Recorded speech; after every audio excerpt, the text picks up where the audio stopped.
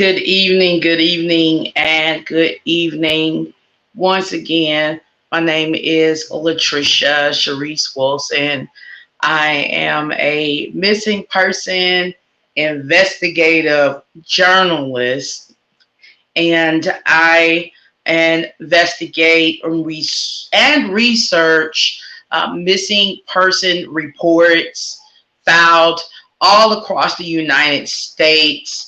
I aim to spotlight missing persons who I notice get little to maybe no local or national media coverage. And so that is my aim. That has been my mission. That has been my mission for several months now. I have been investigating missing persons, missing children, missing adults, missing individuals with disabilities.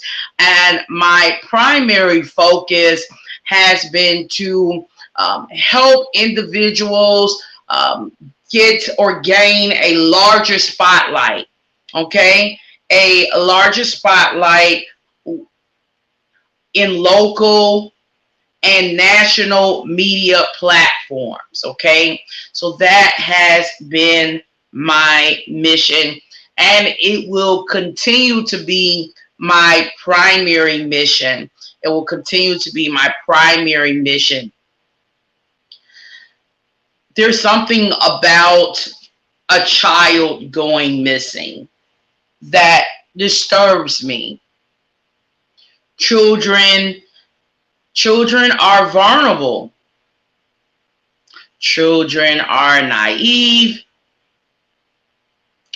Children can be groomed, and children can be manipulated. Children can be easily deceived. Children, they can be tricked.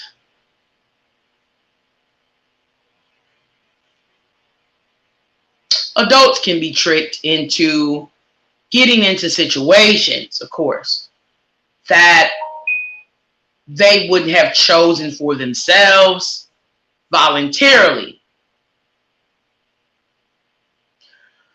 However, children, in my opinion, are manipulated and tricked at a much more frequent rate than adults.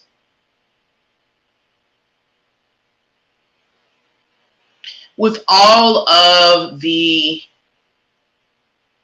protections and legal protections that we have in this country, and law enforcement and surveillance cameras and good Samaritans, for some reason, we're having trouble protecting our children.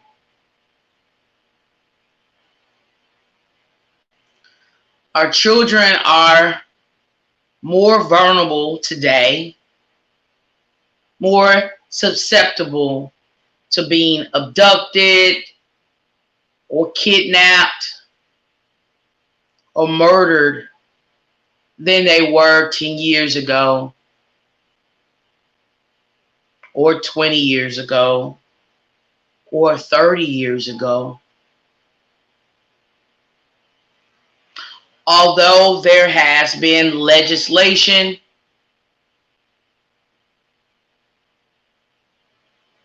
that has changed laws from state to state in efforts to better protect our children. Our children, unfortunately, they're still very, very much vulnerable. Very much vulnerable. pretty much at risk.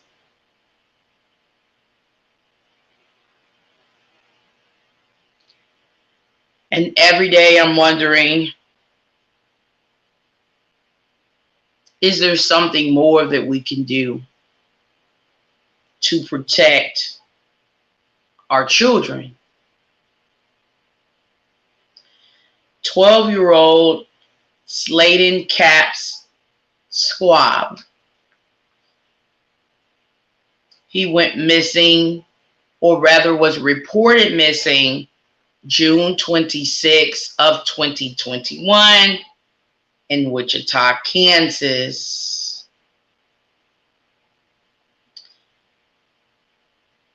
Law enforcement did not publicly provide details that would better help the public in the public's mission to help find Sladen Capps-Schwab. What do I mean by that? Well,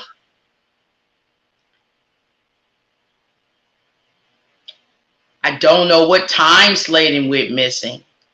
That has not been listed or posted on any flyers that I've seen. I don't know specifically what place he went missing at.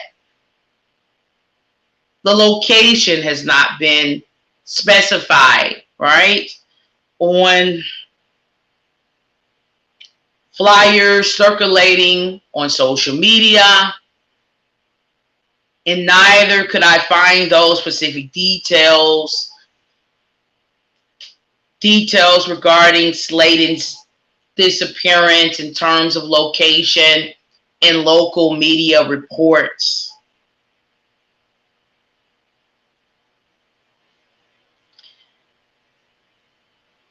It's unclear whether or not Sladen was picked up by someone. Unclear whether or not Sladen went missing while walking somewhere.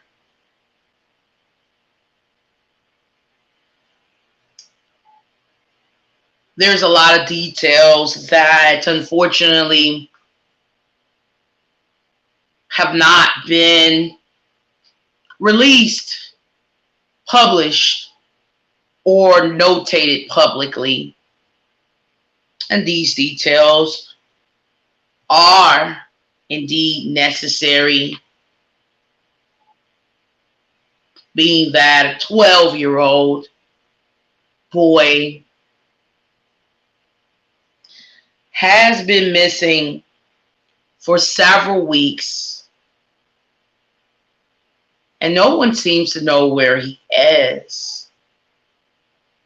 Sladen Capps-Schwab is described as 125 pounds.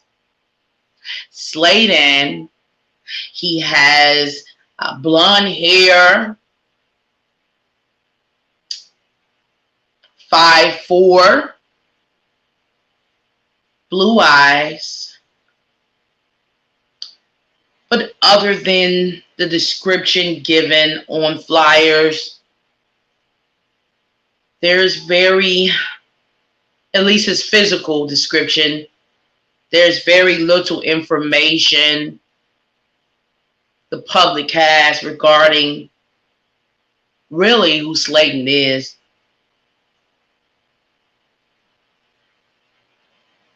I did learn that Sladen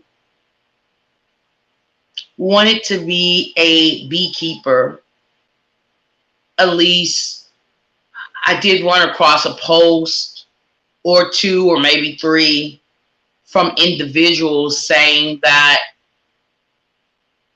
his career goals were to be a beekeeper. And I actually saw a flyer with Sladen wearing beekeeping attire. I found that to be quite interesting. Sladen desiring to take care of insects. Sladen desiring to take care of bees.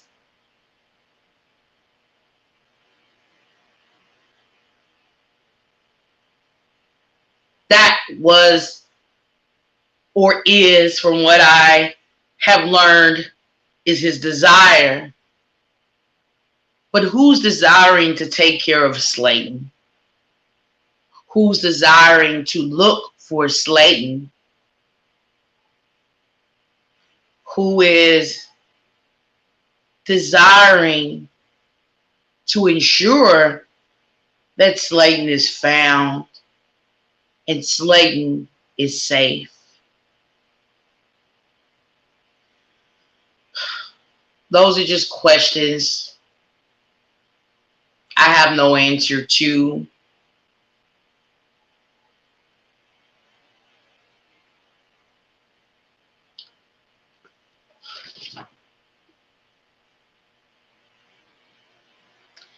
I did happen to find out who Sladen's maternal grandmother is, and in just a few minutes she should be joining this live stream. She certainly has expressed an interest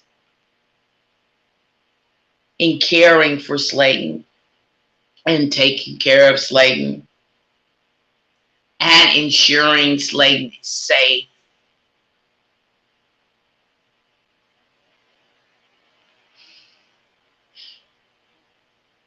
And it is my hope that law enforcement in Wichita, Kansas would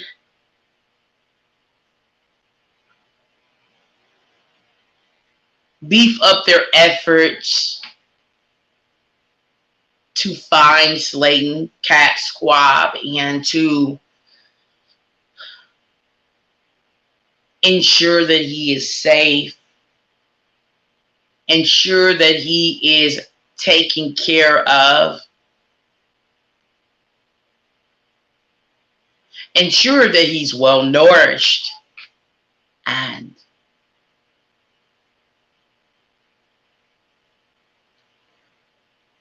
I hope that Sladen will be found.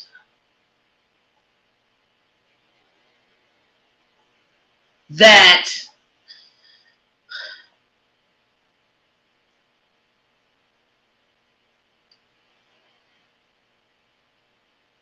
someone could find him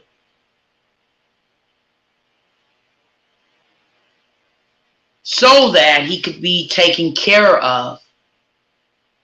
He's only 12 years old. Remember, Sladen desires to be a beekeeper, and it's being reported that he was quite interested in beekeeping. But who's taking care of Sladen? Who's ensuring that Sladen is taken care of? That is my questions, and it will continue to be a question running across my mind until I receive an answer, or answers I'm satisfied with.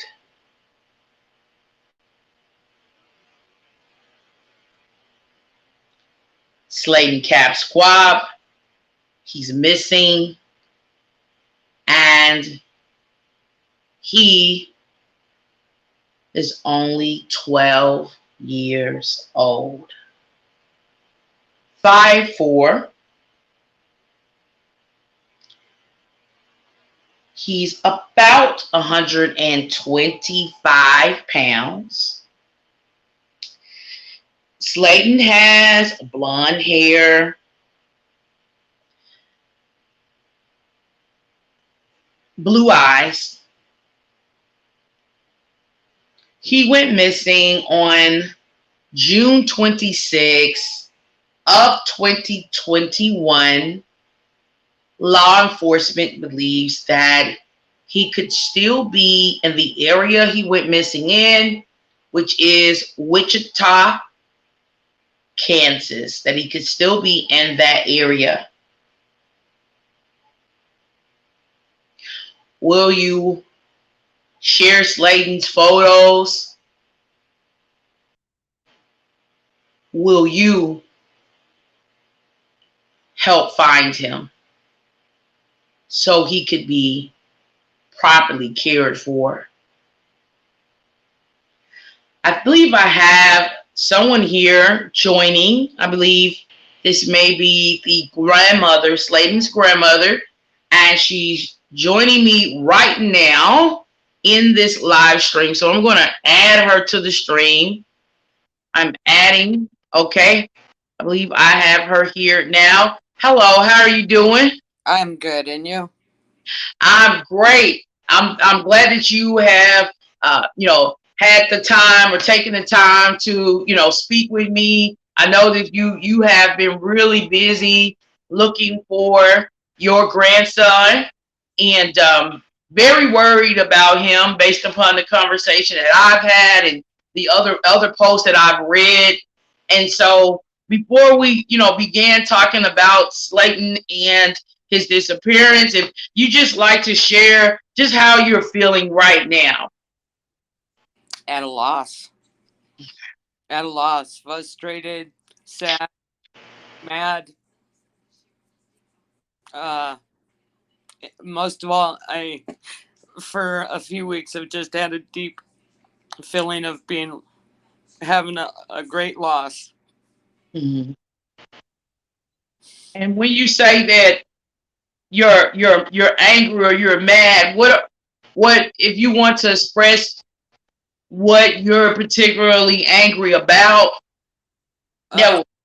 Well, the whole situation. I mean, I've been fighting for Sladen for close to 7 years now. I am in a lesbian relationship. Mm-hmm.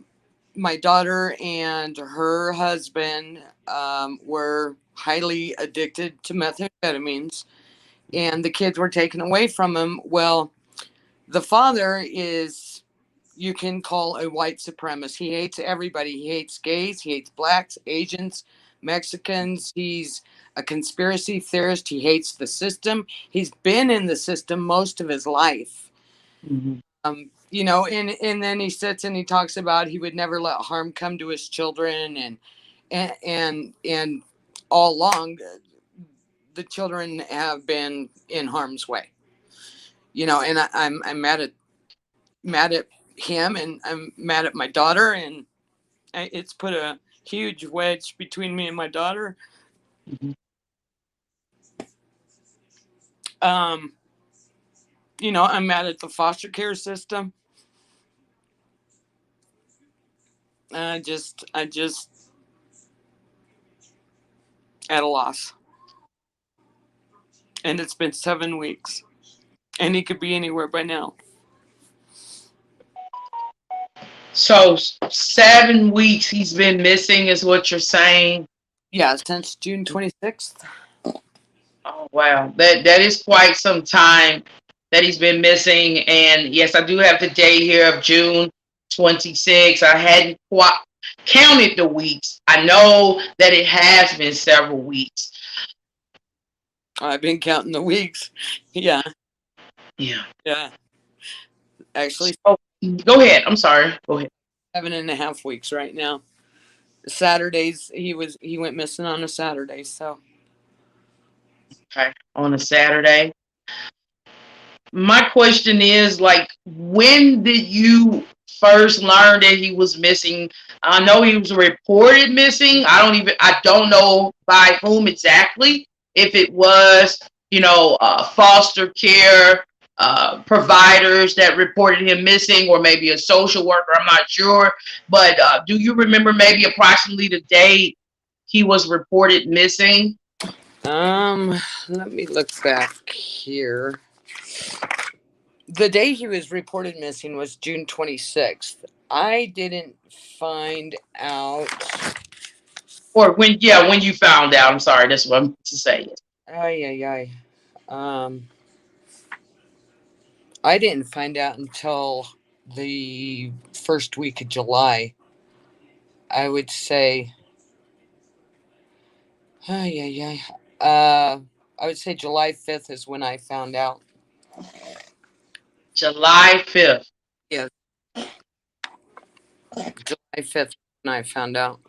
So that was several days later when you learned, that Sladen was missing. And who told you? Was it the police or Uh, someone else? no, he was being adopted, and his case had moved over to the adoption department within the foster system, and he got in a little bit of trouble, and he was removed from the home of the lady that was going to adopt him, and then he started bouncing from foster to foster to foster to foster, and that's where it started snowballing at. uh, I lost my train of thought. Oh, there's yeah. Take your time. there's just so much, but yeah, his case manager within the adoption department is the one that told me, because um me and my one of my daughters, my middle oldest, have been trying to adopt Sladen, uh since the great grandfather relinquished all of his rights. Mhm. So me and my middle oldest daughter, we have been working with the case manager in the adoption department to get our paperwork done, our background checks, and get all that submitted. And then Sladen ended up missing. And if Sladen would have known that we were trying to adopt him, I don't think he would have ran. But he had to been Sladen. I've talked to a few people, and they had with Sladen in the last year, his school friends and teachers, and the teacher said he was a phenomenal student, Mhm. great kid, always want, no matter what. Mhm. So he had to have been desperate to walk away. And from what I understand, this is a fact. Sladen did call his father when he was still at the foster home. Just I don't know, maybe a day or so before Sladen ended up missing. And the father actually admitted to me that Sladen did call him. Now, if Sladen called him once, Sladen's going to call him again. Sladen's not a survivalist. He's not a bad kid. He's a good kid. He's started getting good grades. He was Mhm. at the best place he's ever been in his life, and he's only 12.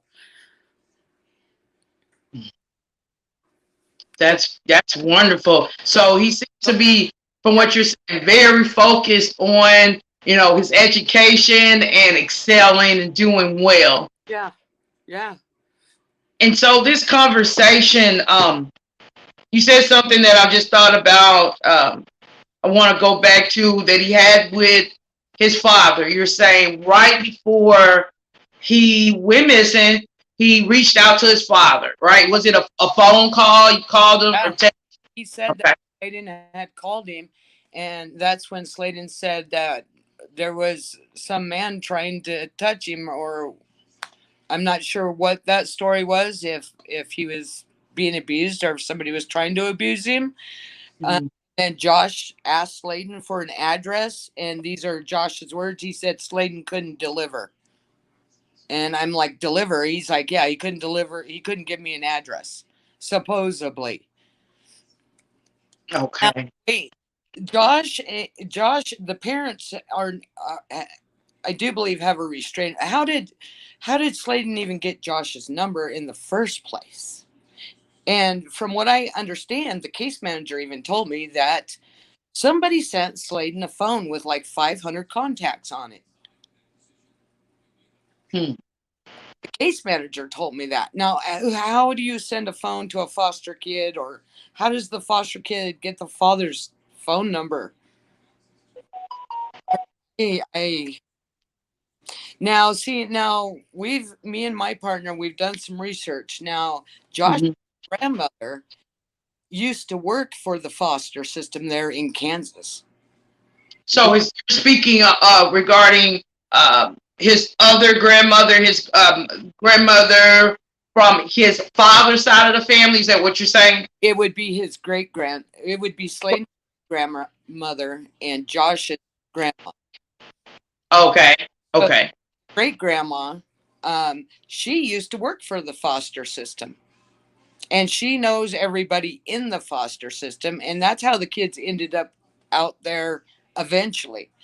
Because when the kids were first taken away, they went through two different homes, and they were in foster care like twice, I think. And then they got sent to Kansas because great grandma had been fighting for Sladen since all this started too. So they finally sent Sladen out to Kansas, and grandmother ends up dying like 6 months, a year later. And then great grandpa, he's on his last leg. And then there's Josh, which has a extensive criminal record, which paroled out to Kansas, which he wasn't even supposed to be around Sladen. There was a restraining order between the parents and Sladen. So it's a mess, but I don't even know where to go, where to start. I just keep digging for information. So Sladen reached out to his father, who you're saying was not supposed to have any contact with him, even like phone contact, but some type of way they were in communication with each other, and he informed his father someone was attempting to touch him or abuse him, and then after that, maybe a day or so after that, Sladen goes missing. That's what you're saying? Correct. Okay, okay. That's quite interesting. And I would like to speak with Sladen's father. I'll try to reach out on my own. It may happen or it may not. I mean, he may want to speak or may not want to speak based upon some of the things that you shared. But I'd still like to speak with him. Because I'd like to know other details regarding other things that Sladen may have expressed. It could be very helpful to the police. It can be very helpful for the public, and it would give me a better idea in terms of where Sladen could ideally be. And so I learned that Sladen had walked away from the foster care facility or the residence that he was at. And I also learned from speaking with you that Sladen was, of course, not in the care of his mother or father, because neither of those individuals have custodial rights at this time. Correct. Over Sladen at this, currently at this time. And and I was going to ask you, if you knew if Sladen had reached out to anyone, at least 72 hours or so before, a few days before he went missing. You've already answered that by letting me know that Sladen had reached out to his father. Can you recall maybe the last time you actually spoke with Sladen yourself and what that conversation was like, even if it was a while ago? The last time I talked to Sladen was May 9th. Throughout this whole process, um, out of the grandparents, I'm the only one that's been able or allowed to speak to Sladen once a month for an hour.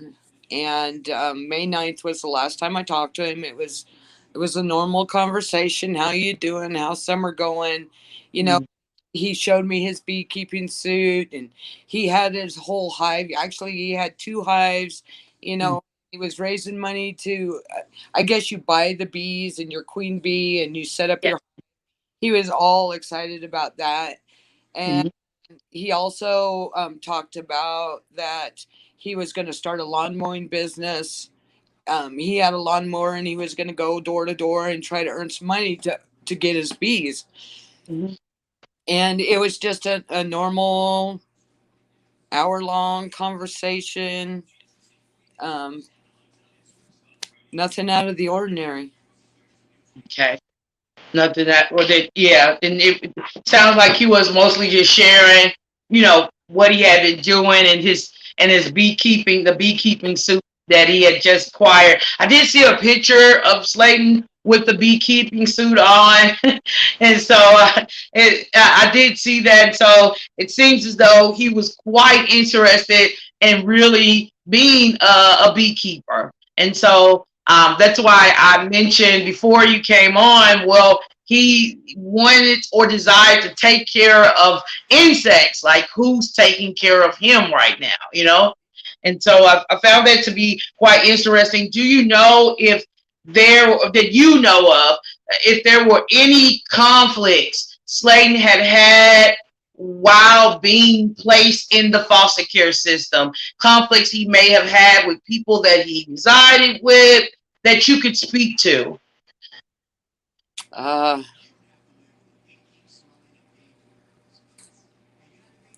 I mean, just the lady that reached out to me, her son was Sladen's best friend. Mhm. The Melissa lady. Mhm. That's the only one that I've really talked Right. Okay. to, how he was before he disappeared. I'm not sure if that's what you're asking about. Okay.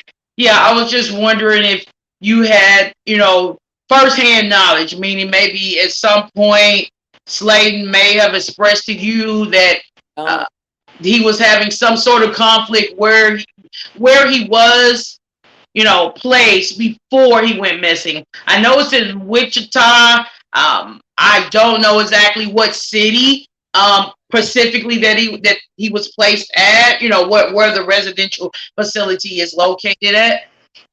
yeah, I nothing out of the ordinary. He didn't say anything about having any conflicts with anybody. He was his same old happy-go-lucky little guy. Okay. Okay. And I do know that you have been working tirelessly from the conversation we had. 'Cause we had a rather lengthy conversation on yesterday over the phone, and you would like to adopt Sladen, and you've been working to do so. For Are you having any challenges that you're facing with adopting Sladen? And if you could speak to what those challenges are? My challenges are, well, back when all this started, my daughter and her husband bashed us so bad um, Mm-hmm. to the uh, child protection services here in Colorado, and Mm-hmm. that they give us a second look. And I've been, like I said, I've been fighting for Sladen for 7 years or so, Mm-hmm. or 6, 7 years. And the only other conflict I have, and Mm-hmm. uh, I do have a record myself. Uh, Okay. I am a three-time felon. I actually did prison time, but I do have actually almost. 19 years clean and sober. January 12th, 2004. I don't know, 18, 19 years. It's been so long I lost count. Okay. So, and I don't know if that goes against me or if they'll hold that against me, but that's the only other obstacle that I face adopting Sladen. Because I have a 3-bedroom, 2-bath home, and I have plenty of room for him. I've already researched the school district and the schools around here, and programs, the day program. Well, their programs, and their counseling resources. I've researched everything, preparing for him to come here, and then he disappears, and then he just disappears. But Okay. if my record holds me back from bringing Sladen here, my middle oldest daughter, she has a clean record. She's a good kid. She's 32 years old. She has one son. She lives down in New Mexico, and we've been waiting for them to do background checks and get all this paperwork done and submitted so one of us could adopt Sladen and he could stay with the family. Okay. Okay. So go ahead. This should have happened 7 years ago, but it didn't. So it is what it is. So where are you specifically in the process? Because I like to try to find out if there's any resources or any attorneys that will be willing to, help you with your goal of adopting, your own grandson. So are you like in an appeals process, an application process? Like, if you can understand me and help me understand where you are in the process of attempting to adopt Sladen. Right now, the state of Kansas has legal custody of Sladen. Okay. His case is with a case manager within the adoption department in the state of Kansas. Okay. Okay. So that's where his case is, and he is property of the state of Kansas right now. But she claims that we can't submit any paperwork until Sladen is found. Okay. Until he's found. Wanted to have all the paperwork done so when Sladen was found, he would not have to go back into the foster care system. He could just come straight home to either me or my daughter. But she said that she can't file paperwork until he is finalize it until he's found. Okay. Until he's. Oh wow. Okay, I understand. Yeah.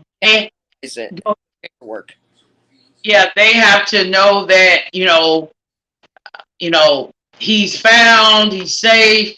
That he's of course still here with us before it sounds like they could go forth with processing paperwork. Right.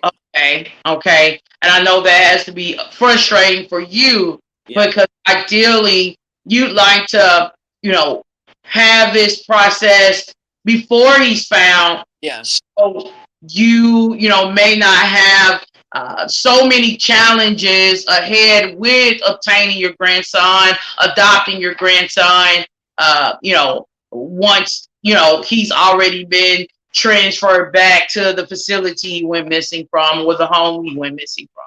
Well, he's a runaway, so he'll be a flight risk and they'll have to detain him, is what I'm thinking. I mean, I know a little bit about the system, and I don't want to, but if he's a flight risk, they will detain him. But that would be a good thing to know where he's at.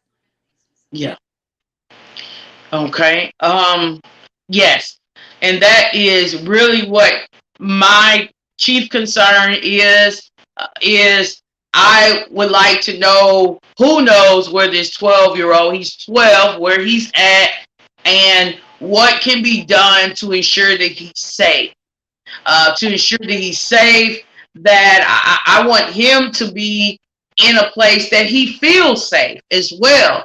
Based upon what you're saying, he didn't feel safe where he was. The state is supposed to protect him, and he was not feeling as though he was being protected. Okay. And that's very troubling to me. That's very troubling to me. I don't know if Sladen has a Facebook page. You never know. Well, yeah, I guess not. Right. Now a couple months ago, I mean, he didn't. Mm-hmm. Right now, I don't know. He might even have a phone, or God only knows. There's so many scenarios, so many theories, so many questions, and whats and buts and ifs and. Okay.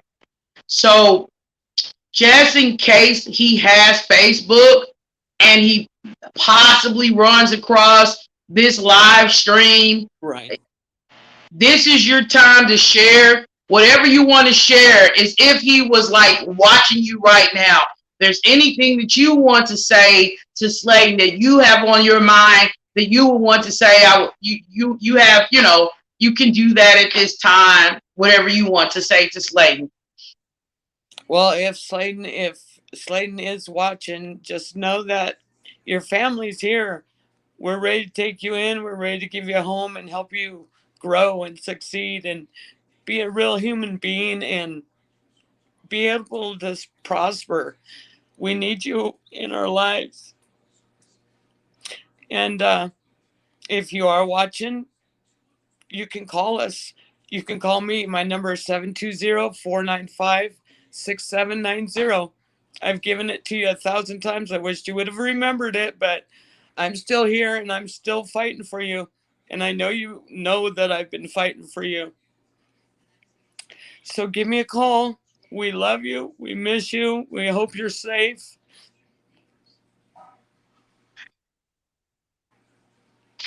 Just reach out to us, Sladen. We're here for you.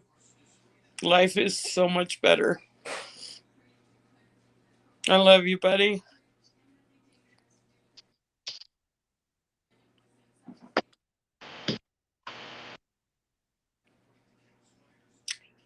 I don't know. I just wish he would come home.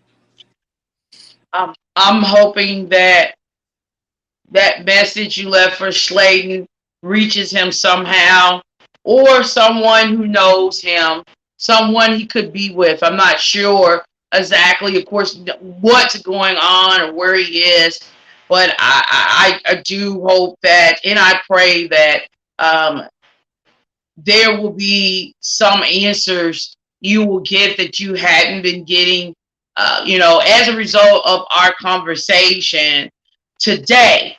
Today, I know that the police out in Kansas, they've been investigating his disappearance. If you like to share any details is that they've given you regarding their progress, I'd like to know what they have done to try to find Sladen. If you want to talk a little bit about that. I don't know actually what they've really done. They've searched the property that Josh and great grandpa live on.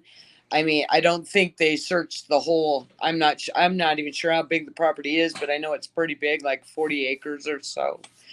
I know the police, when Sladen first went missing, uh, whoever he went missing from and reported him missing sent the police out to the house the Mhm. of the missing and the few following days afterwards, and they even talked to the neighbor, and they said that they haven't seen Josh or the father and grandpa for a couple days. Okay. And so right after Sladen went missing, uh, Josh and grandpa were missing too. His girlfriend even got on Facebook and was wondering if anybody had seen the father.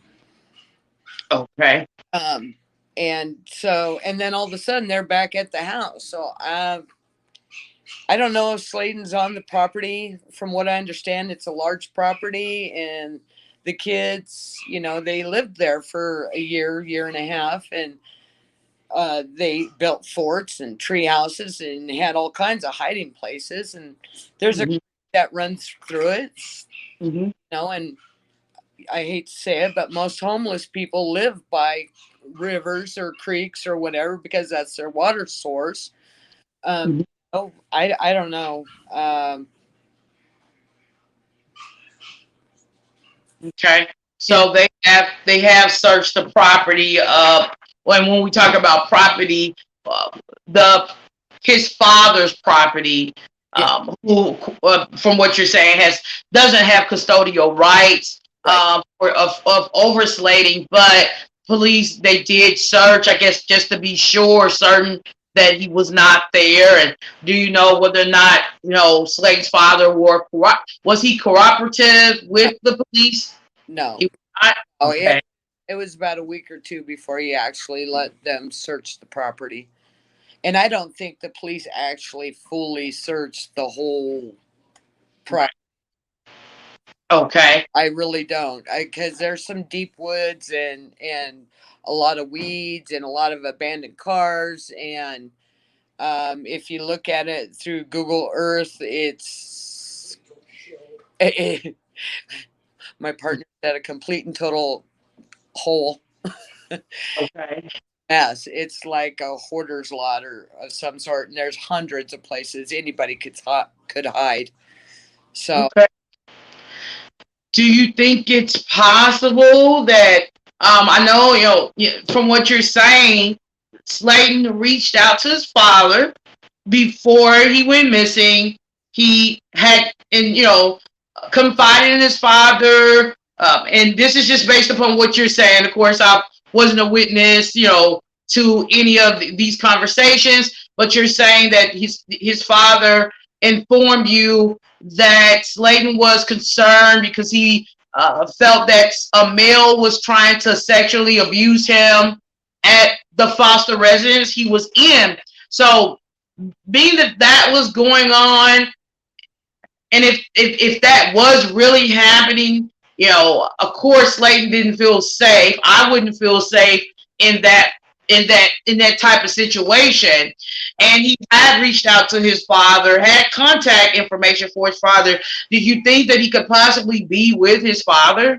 I know in my heart, in my head, in my gut that Josh or the father Josh knows where Sladen's at, whether he's there on that property or he has him somewhere that he thinks safe. I don't know. I know Josh knows where Sladen's at because Sladen is just not. He's not a survivalist. He he's too sensitive to be out on the streets and trying to take care of himself. Right. I don't know. Maybe he's changed, but Mm-hmm. I can't see Sladen out there surviving on his own. I really can't. He's never had to do that much through all the turmoil that he's been through. He's never had to survive on his own. So I know somebody's taking care of him. And if it's that slight chance that he got mixed up in any of the exploited child Mm-hmm. nightmare, I don't know. I don't know. I just know in my gut that, in my head, in my heart, that the father knows where he's at. And he says he doesn't. And he thinks he's smarter than everybody else. And I can see him. He's got a long history with me, and I've seen him do some things that just make your jaw drop. So yeah, it's Sladen is, if he is with Josh, I mean, maybe he's eating and maybe he has a place to sleep, but the mental abuse is astronomical. The mental abuse is just, I don't even know. He's just a manipulator, a narcissist, knows anything about everything and everything about anything, and I don't know. I don't know. He's the mental, the mental abuse is what I'm more worried about. Is if he's with Josh or the father. Okay. And I don't really think it's abuse. Maybe it's more brainwashing, basically. I think it would be more brainwashing. Not, and I guess you could call that abuse of some sort, right? I don't know. Come on, get down. So, I Yeah. know we've been talking for some time, and you've expressed that you are deeply concerned about your grandson. You're also concerned that if he's with his father, if that's the case, you're concerned that he may not be in the best ideal situation. Meaning, from what you're saying, it sounds like you feel as though Sladen's father is not the appropriate person for him to be, running to at this time. Right. Okay. But Okay. For real. for well, since Josh got out of prison and he came back to the house in Kansas at great grandpa's, I mean, Mhm. Paul Sladen's known for the last year and a half or so. And I guess that's where he's comfortable. And that's why he ran back to where he was comfortable, is what I'm thinking.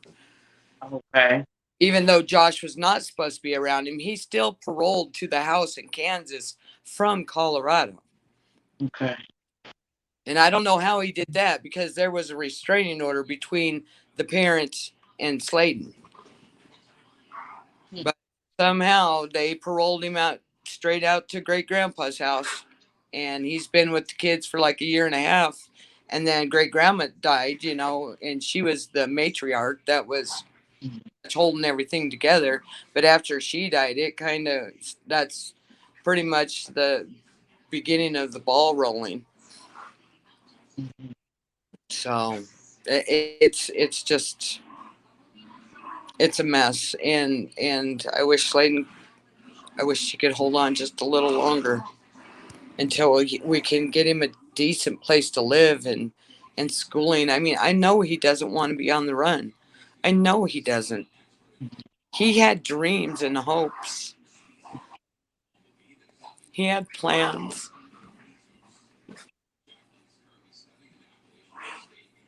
And most children do have dreams, hope. I want to say all of them do, dreams, hopes, and plans. They're supposed to have dreams, hopes, and plans. And, it's our job as a society to do whatever we can do to make sure that they have the opportunity to, accomplish whatever it is that they like to accomplish. And it is also our job as a society, I believe, to make sure that each and every single child is safe. And, from what you're saying, there's no certainty that your grandson is safe because no one knows where he is, and he's 12. Um, I know we've been talking for some time, and I do want to kind of wrap up. I know this has been very, highly emotional for you, discussing all of this, bringing back a lot of memories and such. And so I did want to know if there's something specific that you want or would like the law enforcement in Wichita, Kansas to do to help you with this Well, grandson. for one, the father, take a lie detector test. Turn over your phone records. Let them look at your computer. Do you have anything if you don't have anything to hide, open up. Let them see what, you don't have nothing to hide. What was the number that Sladen called you from? You know, um, did you check the cameras? He walked away. From what I understand, another boy walked away with him. What's up with that? No, there's two kids out of the system they were supposed to be protected that are gone. I mean, I don't know.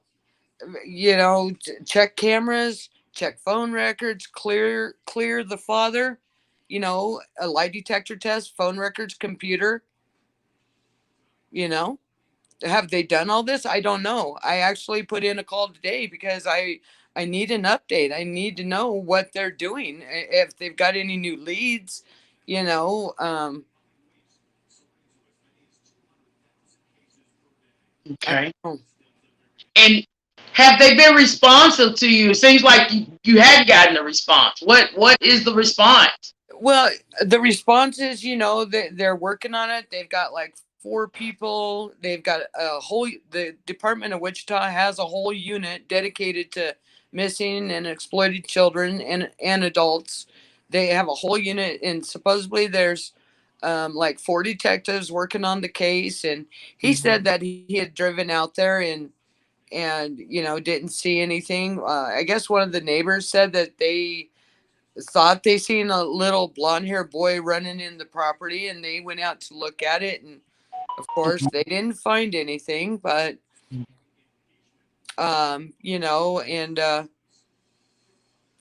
nothing, I mean, nothing other than that.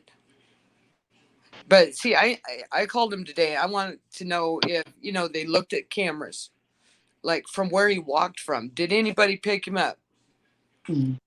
What does the camera say anything or show anything? If there's cameras in the area of the facility, doesn't the facility have cameras? You know, you would think.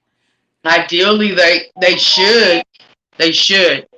You know, I don't know if they've done all this. I don't know if they've asked Josh. And I know Josh, he hates the system. He's been in the system all of his life, and it took him 2 weeks to let him search the property. So he's not cooperative, not with the law, Okay. not at all. So I'm sure they've got a fight on their hands if they ask for the phone and the computer and a lie detector. And even with Grandpa's been there the whole time in the background. Grandpa knows stuff. Give him a light, clear. If they don't have nothing to hide, clear yourself. You know, so we can move on and look in other directions. Yeah. You know, I don't know. That's all I want the cops to clear the father, clear the grandfather. Did you look at cameras? Have you, I don't know. I hope they did. And I'm waiting for a call back from one of the detectives. And And hopefully he can give me some more answers. I do believe that they should be transparent with you. I do believe that the police officers should tell you what they are doing, what they have not done, and if they have some sort of restrictions being placed upon them, right? To prevent them from, per se, searching the property. You know, maybe they lack probable cause to do so, Right. you know, because you do have to obtain a warrant.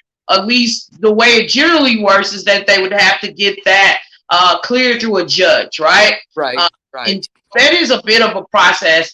And so I don't know if they may feel as though there isn't any reason. They may not feel that there is enough probable cause themselves to seek, I would say, a warrant, right? To try to request a warrant to search the property. And so it'd be great for you to know where they are, what they think is happening, and like what's the next course of action, because he is 12 years old.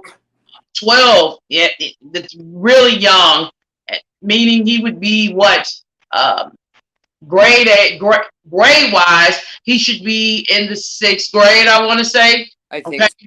Yeah. Yeah. Going into middle school right now, like he's not in high school. It wouldn't make a difference, but he is really young. And so, of course, he's much more vulnerable than a 16-year-old or 17-year-old would Right. be, you know, in terms of, you know, he's vulnerable. He's very vulnerable at that Very, age. very. Yeah, at that age. So I will definitely be reaching out to the Kansas Police Department, sending a few emails, trying to see what I can do, if I can get some sort of response from them. And whatever response that I do get, that I'm able to obtain, I will share it publicly if I'm able to do so, depending on what kind of response it is. But I will be reaching out to find out like what's going on. I'm seeing his face. It's circulating. He's gotten thousands of shares. I mean, thousands on social media. There's so many organizations sharing his posters and whatever information they have. I thank everybody for doing that. Yeah. And so they're doing what they can, but I like to know that the police are doing like all they can to find him. Yes. Thank you so much for taking the time. We've been speaking an hour now, but for taking the time to speak with me before, we end our conversation. Is there anything that you would like to say? Just keep his face fresh.